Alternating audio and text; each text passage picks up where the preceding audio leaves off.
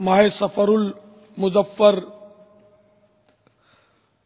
جس کو ہم سرکار اعلیٰ حضرت جیسے ولی کامل اور عاشق رسول کی نسبت سے ماہ رضا بولتے ہیں، کیونکہ 25 سفر المظفر کو یوم رضا منایا جاتا ہے، یہ آپ کا یوم عرس ہے، تو ماہ رضا کی آمد بھی مبارک ہو، اور مبارکباد اس کی دی جاتی ہے جس میں خیر ہو۔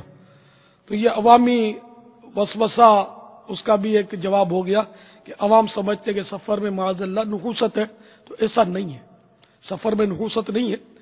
میرے آقا صلی اللہ تعالی علیہ وآلہ وسلم نے ارشاد فرما دیا، لا سفر، سفر کوئی چیز نہیں۔ سفر میں جو نحوست کا یہ جو تصور ہے یہ بہت پرانا ہے، دور جہالت کا ہے۔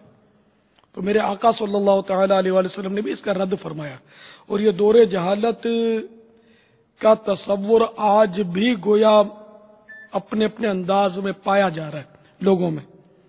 تو نہ 13 تیزی ہوتی ہے اس میں، نہ 13 تاریخ اس کی منحوس ہوتی ہے، نہ 13 دن منحوس ہوتے، اس کا کوئی لمحہ منحوس نہیں ہے سفر کا۔